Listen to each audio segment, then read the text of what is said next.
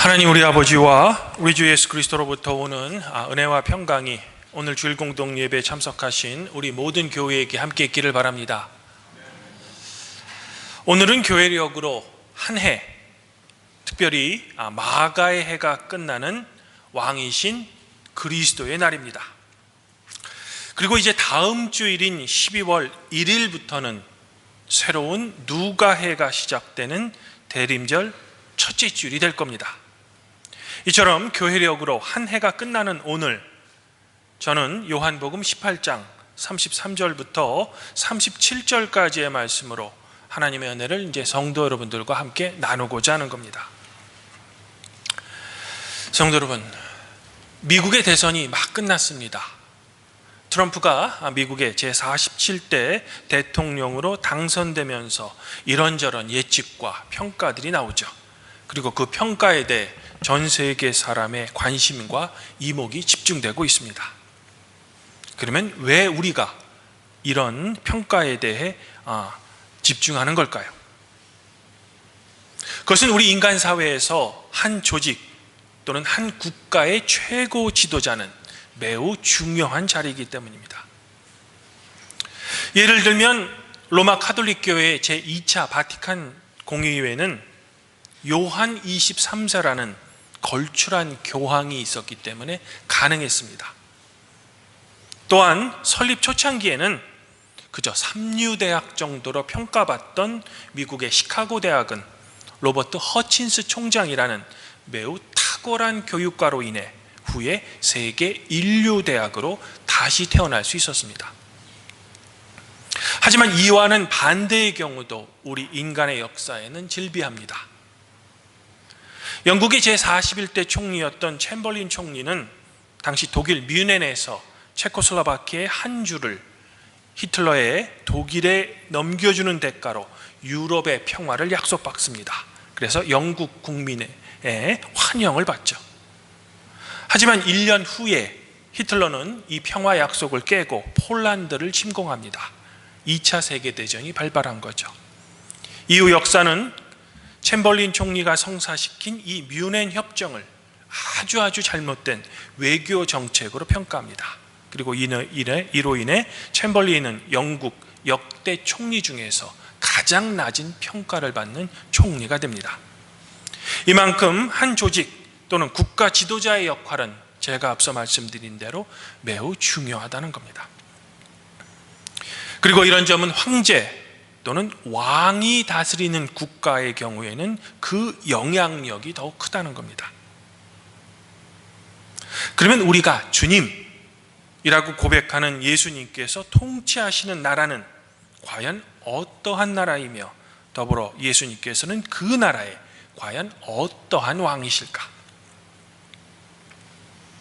오늘 말씀에 따르면 예수님께서는 유대인들에게 잡히신 후에 당시 유대를 다스리던 로마 총독 본디오 빌라도 앞에 서십니다. 본디오 빌라도는 예수님께 내가 정말로 유대인의 왕이냐를 계속해서 신문합니다. 왜냐하면 지금 로마 총독인 본디오 빌라도에게 가장 중요한 것은 동족 유대인들에게 고발당한 이 청년 예수가 정말로 자기를 유대인의 왕위로 주장했는가에 대해 분명히 알아야 했기 때문이죠. 그리고 정말 예수님께서 그런 주장을 했다면 이것은 로마 황제에게 반역하는 매우 중대한 국가적 범죄가 되는 겁니다. 하지만 예수님께서는 빌라도의 이 질문에 대해 간단하게 옳다 또는 아니다 라는 답변을 안 하십니다. 그리고 이런 말씀을 하시죠. 내 나라는 이 세상에 속한 것이 아닙니다. 나의 나라가 이 세상에 속한 것이라면 나의 부하들이 싸워서 나를 유대 사람들의 손에 넘어가지 않게 하였을 것입니다. 이렇듯 내 나라는 이 세상에 속한 것이 아닙니다. 예수님의 대답이 모호합니다. 그래서 빌라도는 아니 그러면 네가 왕이냐를 다시 묻죠. 그도 그럴 것이 로마 총독인 빌라도가 지금 듣기에는 예수님께서 말씀 중에 사용하신 내 나라 또는 나의 부하들이라는 표현은 예수님이 어떤 나라를 다스리는 왕이라는 표현으로 빌라도는 이해했기 때문입니다. 이후 예수님께서는 드디어 빌라도에게 당신이 말한 대로 내가 왕입니다 라고 답변하셨다는 거죠. 결론적으로 말하면 예수님은 어떤 나라의 왕이라는 겁니다. 그러면 예수님께서는 빌라도가 네가 왕이냐를 물었을 때 왜 처음부터 당신이 말한 대로 나는 왕입니다 라고 아주 분명하게 대답하지 않으셨던 걸까? 즉 빌라도의 질문에 왜 처음에는 아주 모호하게 답변하셨을까라는 겁니다. 혹시 우리 시대의 정치 지도자들처럼 답변을 아주 모호하게 해서 현재 이 곤란한 상황을 모면하시고자 했던 것은 아닐까라는 겁니다. 결코 그렇지 않습니다. 예수님께서 빌라도의 질문에 대해 처음부터 나는 왕입니다 라고 아주 간단하게 답변하지 않은 것은 그만한 나름대로의 이유가 예수님에게는 있었기 때문이죠. 그것은 바로 예수님과 빌라도의 이 대화 중에 현실 세계의 정치 지도자였던 빌라도가 예수님께 묻고 있는 왕, 그리고 그 왕이 통치하는 나라의 개념이 예수님께서 왕으로 실제로 통치하시는 나라, 그리고 그 나라에서 왕으로서의 예수님 당신 자신의 역할이 너무나도 서로 다르기 때문입니다.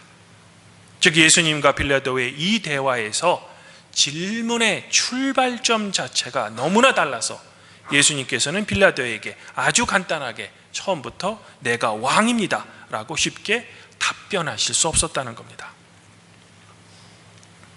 그러나 사실 예수님께서는 실제로 당신의 공생의 시절 예수님 당신을 왕이다 라고 직접적으로 표현하신 적은 한 번도 없으십니다. 예수님께서는 항상 백성들에게 자신을 소개할 때 인자라고 표현하셨습니다. 여기서 성도들의 오해가 없기 위해 제가 잠깐 부연 설명드리면 예수님이 표현하신 이 인자의 이는 어지린이 아닙니다. 사람인입니다. 그러므로 인자란 문자 그대로 사람의 아들이라는 표현입니다. 그리고 이를 조금 더 정확하게 표현하면 그냥 사람의 아들이 아니라 그 사람의 아들이 되는 겁니다. 그러면 예수님께서는 왜 당신을 굳이 그 사람의 아들이라고 당신 자신을 표현하셨던 걸까? 우리는 이 이유를 오늘 구약 말씀인 다니엘서 7장 13절부터 14절에서 찾을 수 있는 겁니다. 제가 세 번역으로 한번 다시 읽어드리겠습니다. 내가 밤에 이러한 환상을 보고 있을 때 사람의 아들 같은 존재가 오시는데 하늘 구름을 타고 와서 옛적부터 계신 분에게로 나아가 그 앞에 섰습니다. 옛적부터 계신 분이 그에게 권세와 영광과 나라를 주셔서 민족과 언어가 다른 뭇 백성이 그를 경배하게 하셨습니다. 그 권세는 영원한 권세여서 옮겨가지 않을 것이며 그 나라가 멸망하지 않을 겁니다. 즉 구약의 선지자인 다니엘이 어떤 환상을 봤습니다. 그런데 그 환상 중에 꼭 사람의 아들같이 생긴 어떤 존재가 구름을 타고 옵니다. 그리고 그 사람 같은 존재가 옛적부터 계신 분, 즉 하나님이시죠. 하나님 앞에 섰다는 겁니다. 그러자 하나님께서는 이 사람의 아들 같은 존재에게 권세, 영광, 나라를 주셨다는 겁니다. 그러므로 사람의 아들 같은 존재는 그 나라를 통치하는 왕이 되는 겁니다. 하지만 다니엘의 환상에 나오는 사람의 아들 같은 존재는 구름을 타고 왔다는 점에서 모습과 형태는 사람이지만 사람이 아니라 바로 하나님과 같은 신적 존재가 되는 겁니다. 왜냐하면 구약에서 구름은 하나님만이 타고 다니는 것으로 표현되기 때문이다. 그러므로 정리하면 예수님께서 당신 자신을 표현할 때 늘 사용하셨던 인자, 그 사람의 아들은 바로 예수님께서 내가 그 사람이다 라고 표현하신 겁니다. 그러므로 예수님은 원래 옛적부터 왕이셨다는 겁니다. 그러면 우리는 이런 의문점이 자연스럽게 들죠. 예수님께서는 그냥 당신 자신을 백성들이 처음부터 알기 쉽게 그냥 나는 왕이다 라고 말씀하셨으면 되었을 텐데 왜 굳이 그 사람의 아들인 인자라는 아주 모호한 표현을 사용하셨던 걸까? 그것은 예수님께서 나는 왕이다 라는 표현을 직접적으로 백성들에게 표현하셨다면 당시 백성들은 예수님을 이스라엘만을 위한 정치적인 왕으로 오해할 수 있었기 때문이죠. 하지만 예수님께서는 결코 이런 정치적인 왕으로 이 땅에 오신 것이 아닙니다. 해서 백성들이 할 수 있는 오해를 피하고자 예수님께서는 그 사람의 아들인 인자라는 표현을 굳이 사용하셨던 겁니다. 그리고 어떤 의미에서 이 인자라는 표현은 바로 예수님의 정체성을 아주 분명하게 보여주는 그런 표현이라는 겁니다.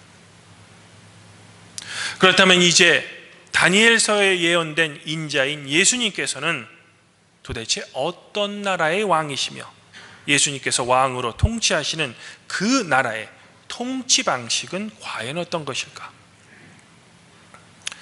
사실 이 대답에 앞서 우리가 먼저 오해해서는 안 될 점이 한 가지 있습니다.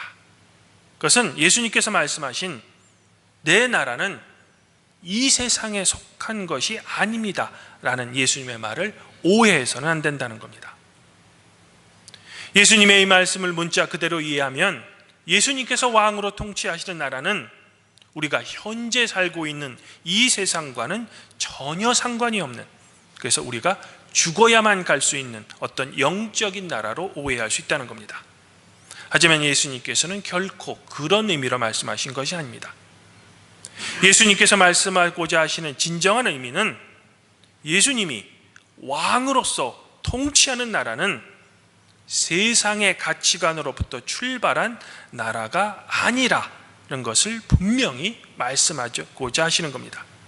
즉 예수님께서 왕으로 통치하시는 하나님 나라는 이 땅의 나라들 같이 세상의 통치 방식인 인간의 권력과 힘 그리고 자본에 의해 통치되는 나라가 아니라는 겁니다.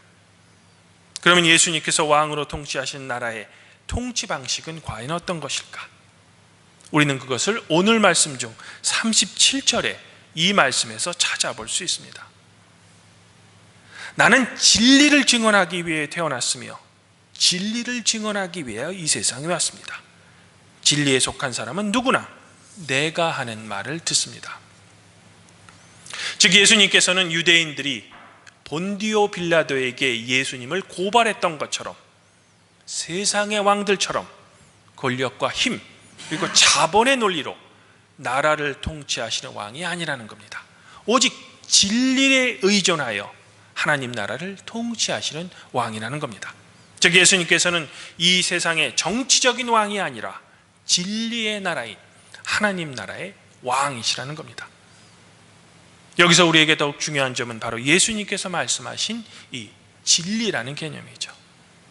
그리고 이 진리란 빌라도가 내가 무엇을 하였기에 동족 유대인들이 너를 나에게 고발하였는가 라는 질문에서 우리는 찾아볼 수 있습니다.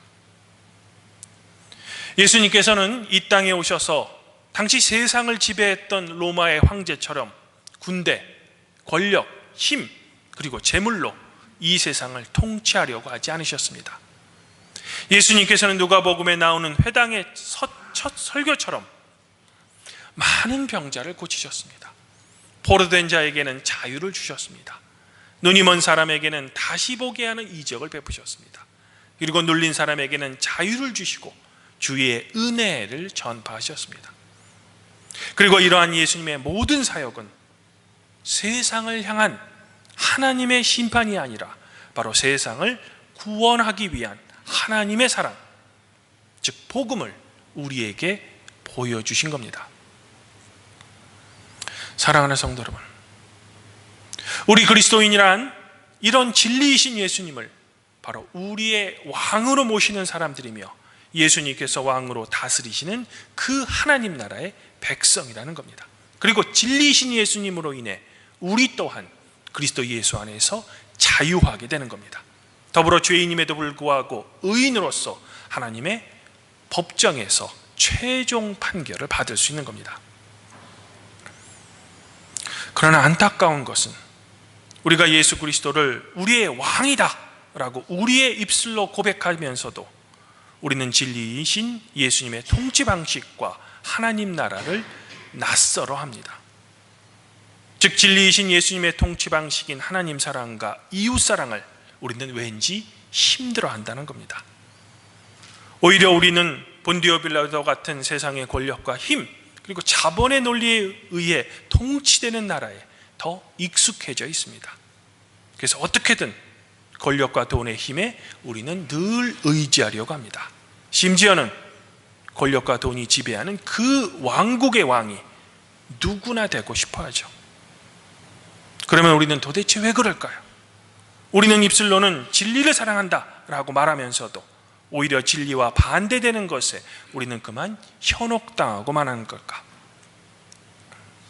제가 생각하기에 그 이유는 하나님께서 이 말씀하시는 진리는 바로 하나님의 공평과 사랑이기 때문입니다.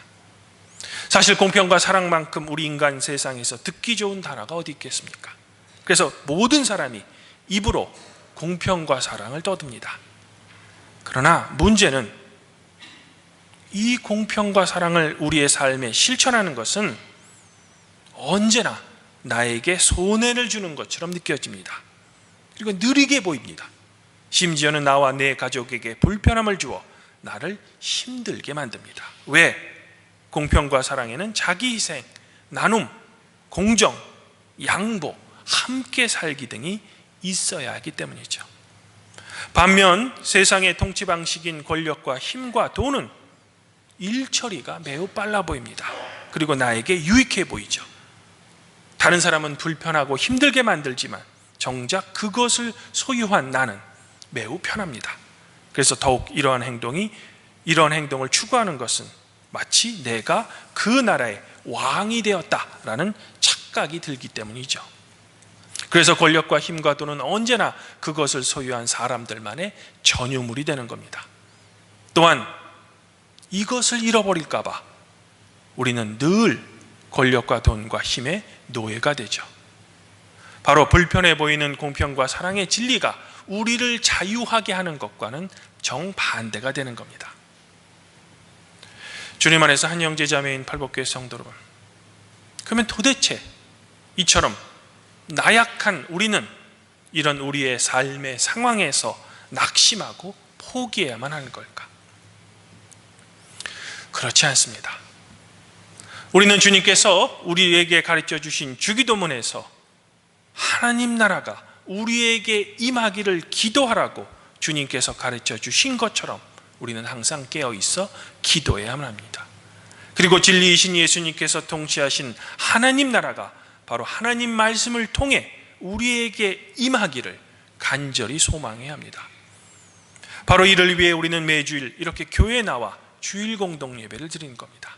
그리고 우리는 하나님 나라가 그분의 말씀과 우리의 믿음을 통해 우리에게 이미 임했으며 하나님께서 사탄의 나라를 종말 때 완전히 무너뜨릴 때 비로소 완성될 것을 우리의 믿음으로 끝까지 지켜내야 하는 겁니다. 이제 저는 루터의 대교리 문답 중 예수님께서 통치하시는 나라인 하나님 나라가 바로 이 땅에 임하기를 간절히 소망했던 루터의 기도문을 성도 여러분들에게 들려드리면서 저의 설교를 마치려고 합니다. 루터는 이렇게 간절히 기도했습니다. 사랑의 아버지, 주님께 기도합니다. 우리에게 주님의 말씀을 주소서. 그 복음이 세상 속으로 들어가 바르게 전하게 하소서. 또한 이 복음이 우리 안에 역사하여 믿음으로 받아들이게 하소서. 그리하여 주님의 나라가 우리 가운데 말씀으로 임하고 성령의 힘으로 움직이게 하셔서 악마의 나라가 꺾이는 것을 우리가 우리의 눈으로 목도하게 하소서. 그리하여 악마의 나라가 파멸되고 그의 권세가 더 이상 우리를 주관하지 못하며 죄와 죽음과 지옥이 완전히 사라지기까지 우리가 온전한 의와 영원한 복락 가운데 살게 하소서. 아무쪼록 우리 팔복교 성도 여러분들은 이 루터의 간절한 기도처럼 진리이신 예수님께서 통치하시는 하나님 나라가 성도 여러분들의 삶에 진정으로 임하셔서 여러분에게 허락해 주신 그 성령의 힘으로 여러분을 하나님 나라로 인도해 주시기를 저는 지금 소망해 보고 싶습니다. 그리하여 팔복교회 성도 여러분들 각자와 여러분의 가족 구성원 모두가 온전한 의와 영원한 복락 가운데 영원히 살아가시기를 성부와 성령과 함께 우리의 왕이신 성자 우리 주 예수 그리스도 이름으로 간절히 축원드립니다. 그리하면 모든 지각에 뛰어나신 하나님의 평강이 그리스도 예수 안에서 성도 여러분들의 마음과 생각을 지켜주실 것입니다.